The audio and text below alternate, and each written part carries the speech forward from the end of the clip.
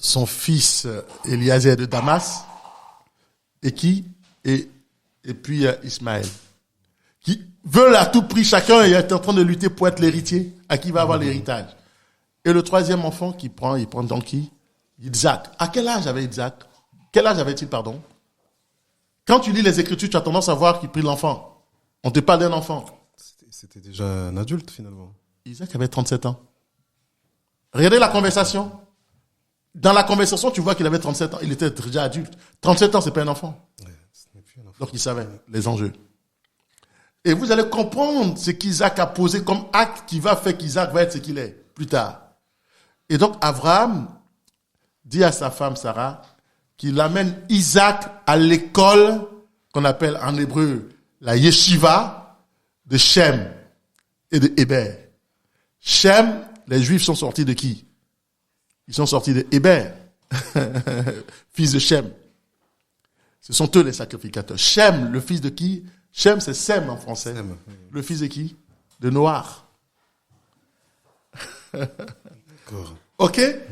Qui déjà avait offert des holocaustes et des sacrifices sur le Ha Morija, qui est cette montagne qui est la colonne vertébrale de l'humanité. En fait, c'est ça. C'est la pierre angulaire qui tient le monde, c'est ça. Le Ha Morija, qu'on appelle la montagne de Morija, le mont Morija en hébreu, en français. Donc finalement, tout est lié, rien n'est... Non, il n'y a pas de hasard. Pas de hasard. Et c'est parce que l'Église, quand bon, c'est pas une plainte, mais quand je précise dans mes propos, il faut comprendre, il faut aller jusqu'à comprendre pourquoi la précision est importante. Parce que mon peuple périt parce qu'il lui manque le savoir. Et vous restez trop dans la supposition. Et on pense que en faisant ça, on va faire changer Dieu. Ah mais non, on peut pas, il sait tout d'avance. Dieu n'est pas surpris. Alors je vais continuer l'histoire pour t'amener à comprendre pourquoi tu as posé le problème d'Abraham. Et je vais clôturer par là.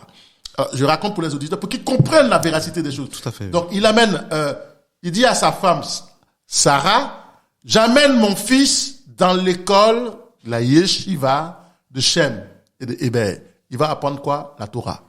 Mais tu me dis, mais apôtre, j'ai un problème. La Torah n'a été donnée qu'après, avec Moïse. Torah veut dire enseignement. D'accord. Tu vois l'importance des mots, de la signification. Bien sûr, veut dire enseignement. Donc, il va à l'école pour apprendre la vie, l'enseignement. La Torah existait déjà en Éden. Dieu l'avait déjà donné à Adam Arishon. L'arbre de la vie, c'était la Torah. Il devait vivre. Par elle, l'humanité devait progresser. On peut aussi dire instruction. Instruction, si tu veux. Donc, c'est par elle que l'humanité se développe. Voilà le sens. Et donc, il prend son fils, il y va, et le diable, Satan, c'est le nom grec hébreu qui veut dire adversaire, mais son vrai nom biblique, qu'on vous dit, selon Ézéchiel, Lucifer, c'est faux. Eh bien, c'est faux. Le nom qu'il a pris s'appelle comment? Satan, qui veut dire adversaire. Les Hébreux l'appellent le Shétan. Les musulmans aussi. Les musulmans aussi, oui. Le Shétan. Mais son vrai nom angélique, tu veux le connaître? J'aimerais bien. C'est Samaël. Samaël, c'est son nom. C'est un ange de haut rang. Samaël. C'est son vrai nom qu'il a caché à l'humanité, tu vois? Il s'est fait appeler ange de lumière, Lucifer. Mais en fait, lumière veut dire raison. Et Samaël, finalement? C'est son nom. Il se présente donc à Adam Arishon avec Isaac, physiquement. Il commence à dire, tu n'as pas le droit de faire ça. Et il commence à le manipuler. Il se met Adam, et il se présente à Abraham, je parle d'Abraham. Et Abraham ne l'écoute pas. Et les enfants, Ismaël et Eliezer, se mettent à dire, il va tuer son fils Isaac. Il ne les écoute pas. Et à un moment donné, en insistant, Dieu intervient pour dire, écarte-toi du chemin. Dieu l'interdit de continuer sa manipulation d'Abraham. Il avait tenté Abraham surtout. Tu n'es pas obligé de faire ça. Tu n'es pas obligé de prouver à Dieu. Mais la leçon dans cette affaire, que je ne t'ai pas encore dite, que je te dirai à la fin, tu verras. Abraham arrive, Isaac pose la question à son père. Ce que ta Bible dit, mais où est-on? Il dit, Dieu pourvoira, mon fils. Et puis il dit à son père, je vois que tu veux faire quelque chose que Dieu t'a demandé. Il appelle Dieu Hachem. Hachem t'a demandé. Il dit, oui, fils. Il dit, d'accord, si c'est pour cela, je vais t'accompagner dans ça. Isaac gagne le pari. C'est-à-dire qu'il laisse son père faire, accomplir la volonté de Hachem. Isaac va donc se laisser faire. À 37 ans, il n'a pas fui. Il se fait ligoter. Il dit à son père seulement, ne dis pas à ma mère quand elle est sur le toit en train de travailler pour qu'elle en pique une crise. Et il amène Isaac, il attache Isaac sans qu'il réagisse. Isaac prie Hachem pour dire, donne-moi la force d'honorer mon père. Fais ta volonté. Et il se laisse totalement faire. Je te fais dire qu'Abraham était avancé en âge. Oui. Donc Isaac pouvait rapidement... Présager. Oui, mais déjà fui. Isaac pouvait fuir. Oui, tout à fait. Il se laisse faire. Pour que son père ait le mérite. Et il lisait dans les visages. Il avait extrêmement mal. Mais finalement, quand on voit ce qui arrive à Isaac, les bénédictions d'Isaac par la suite... C'est justifié. Voilà le geste qu'il a fait. Et donc, je finis. C'est ce qui va occasionner la mort de Sarah. Sarah, le diable, Satan, Samaël se présente à elle. Lui dit, tu sais ce qui se passe? On va sacrifier ton fils. Elle lui dit, c'est faux. Il lui dit, mais regarde, va te renseigner. Abraham a pris ton fils, il t'a pas dit la vérité. Il ne va pas à l'école de Shem. Il va sacrifier Isaac. Et donc, elle, pour avoir le cœur net, elle va voir qui? Elle va voir Og, le géant. Les géants. Elle va le voir et puis elle dit aux géants, regardez avec votre taille. Avez-vous vu un vieillard avec un fils? Les géants se lèvent. Il lui dit, effectivement, on voit un vieillard avec son fils, mais ils sont sur la montagne. Et je vois le fils être lié. Et Sarah pique une crise. C'est là qu'elle est décédée. Là, on a beaucoup plus de précision. C'est là qu'elle est décédée. Donc, Abraham, pendant il a fini de lier Isaac, il a mis le feu, il voulait le tuer. Les anges ont intervenu pour dire à Abraham, Dieu a vu, c'est bon. Écoute bien, Dieu a vu devant ta fidélité. Tu sais quelle est la réponse qu'ils ont donnée à Abraham? D'abord, les anges ont bloqué Abraham de la main pour ne pas qu'il achève Isaac. Leur couteau, ils mettaient un fil. C'est le couteau, mais il y a un fil là qui retient. Comme il était âgé, la main tremblait. Donc il a fait ça. Et la scie, du moins les lames des anges ont bloqué la main. C'est devenu comme de la scie, à solidifier la main. Donc il ne pouvait plus le faire. Il laisse le couteau. La gestuelle était complètement bloquée. Ouais. C'est les larmes. Les anges pleuraient pour l'empêcher. Les anges sont comme toi et moi. Oui, j'ai déjà pu comprendre que les anges ont aussi des sentiments. Ils ont des sentiments, mais pas des émotions. Les émotions sont forgées par la vie que nous menons sur Terre. C'était ça la particularité. Il faut faire bien la différence. Et donc, du coup, qu'est-ce qui se passe? Abraham, l'ange lui dit, c'est bon, Dieu dit qu'il a vu que tu l'aimes. Tu sais quelle est la réponse d'Abraham? C'est pas toi qui m'as parlé au départ. C'est Dieu lui-même qui m'a parlé. Hachem. Abraham laisse le couteau, il étrangle son fils. Il a fermé les yeux, il étrangle. Isaac était quasiment mort. Et Dieu intervient. Dieu l'appelle pour dire, Abraham, c'est bon, ça suffit, j'ai vu. Que tu m'aimes. Que tu m'aimes. Que tu m'aimes. Mais la leçon de l'histoire, c'est quoi? Il lui dit, Abraham, ce que tu viens de faire, moi, Dieu, je promets. Il le bénit. Il le bénit. J'ai vu. Mais en fait, l'attitude d'Abraham, Dieu voulait montrer à Abraham ce qu'il ressentait quand il donnerait son fils. Donc à Abraham, toute sa nature, toute la réaction qu'il a eue, c'est comme ça que Dieu aussi est quand il donnerait son fils Jésus. Voici le message. Oui, c'est très très très pertinent et finalement, comme on le disait tout à l'heure, rien n'est et je vais finir au hasard. Le lieu, Shem, fils de Noach, qui était le sacrificateur par excellence. N'oublie pas, le sacrificateur, qu'on appelait le souverain sacrificateur. C'est le même Shem qu'on appelle Melchisedec. Melchisedec, oui. C'est son nom. Mais tu vois, la tradition que ta Bible n'est pas correcte. Shem, c'est lui qu'on appelle Melchisedec.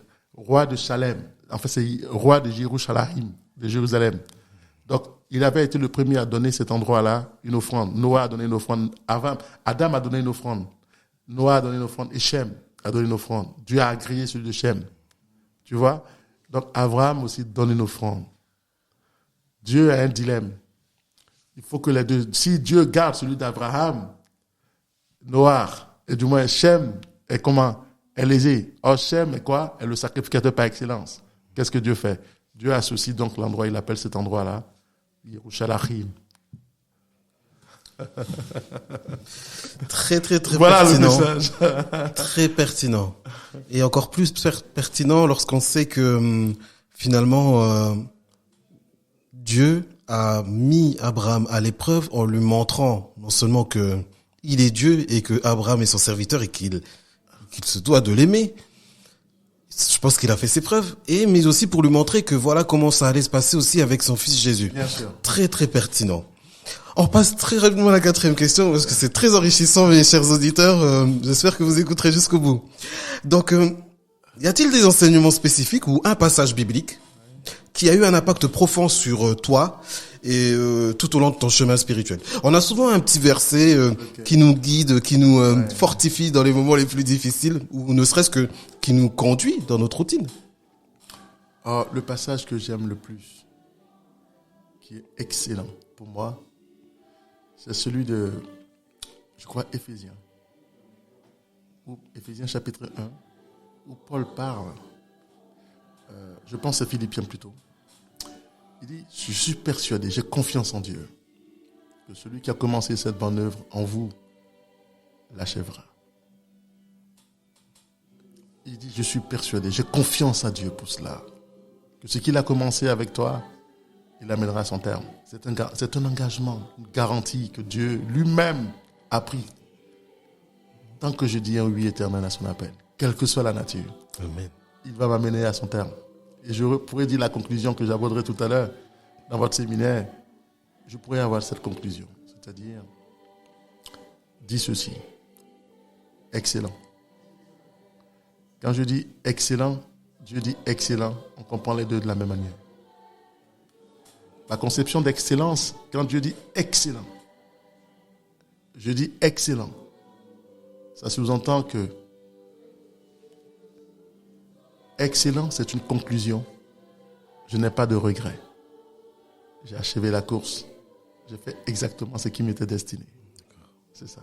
Donc l'excellence que Paul décrit finalement dans les Éphésiens ou dans les Actes des Apôtres, c'est ce sens-là qu'il finalement faut retenir. C'est ça, excellent. Il dit, excellent signifie, c'est une conclusion. Je n'ai pas de regret. J'ai achevé la course. J'ai terminé mon combat.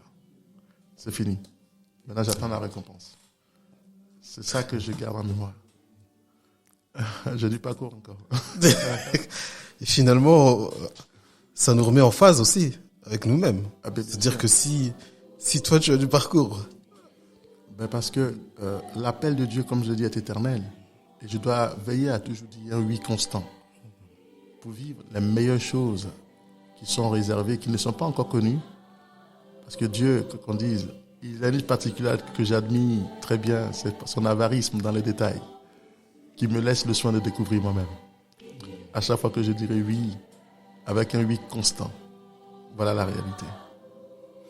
Ce oui, même si finalement tu ne vois pas dans quelle direction il est en train de t'amener.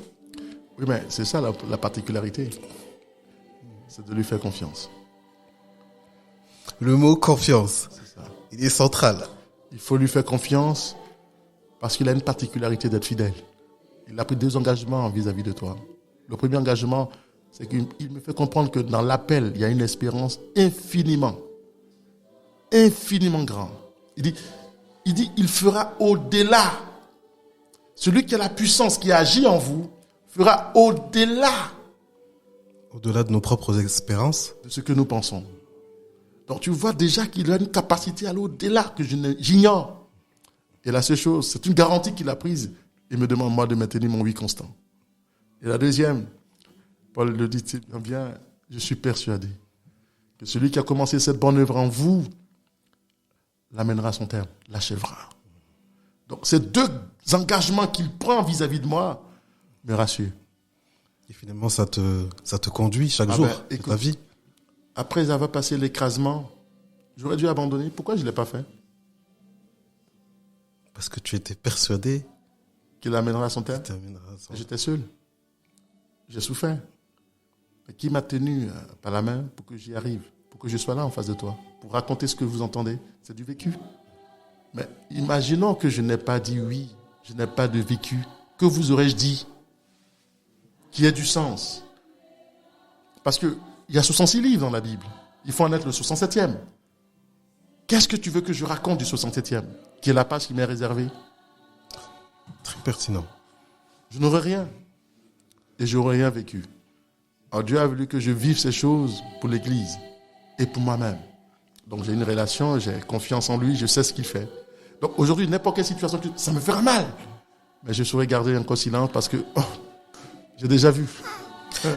Aux auditeurs qui nous écoutent et qui à un moment donné sont dans une forme de doute et se posent la question du pourquoi, que peux-tu leur répondre à ces... Qu'ils arrêtent de poser la question du pourquoi. Dès lors que tu rentres dans le pourquoi, le point d'interrogation s'impose à toi, tu vas rentrer dans des situations compliquées. Je l'ai défini, les situations compliquées, c'est lorsque ton esprit et tes émotions se battent et que l'un et l'autre dit qu'il a raison. À partir de ce moment, tu restes complètement sur une ligne directrice, tu n'entends plus rien. Et deuxième, ça va t'amener, la situation compliquée va t'amener à vivre une dépression. Tu deviens amer. La dépression, c'est une colère intérieure manifestée de l'extérieur. Tu t'imposes quoi, ce qu'on appelle quoi? Une thérapie douleur par douleur. Tu t'infliges des maîtrisures. Tu te coupes. C'est ceux-là qu'on appelle les coupeurs, c'est ça. C'est la colère intérieure qu'ils essaient d'extérioriser. Et toi, ta façon d'extérioriser, c'est dans la calomnie, dans les parjures, dans les injures. Qui veut l'entendre? C'est parce que tu es en train d'extérioriser ta colère. Et tu partages avec qui veut l'entendre. Tu vois un peu cela? Et la dépression t'amène à faire quoi? Au traumatisme.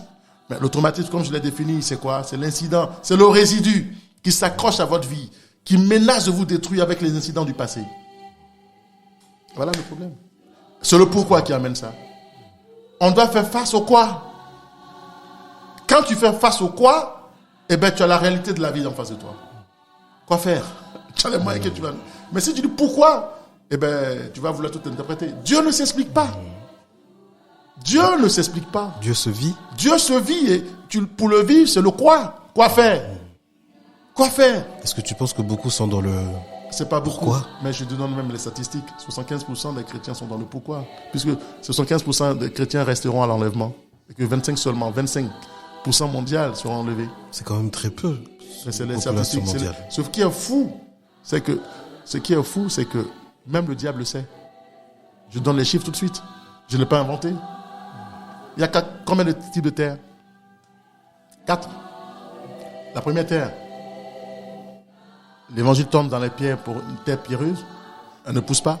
Deuxième, épineuse. Troisième, quoi d'autre? Le long du chemin. Je l'ai fait par le désordre. Le quatrième, la quatrième terre.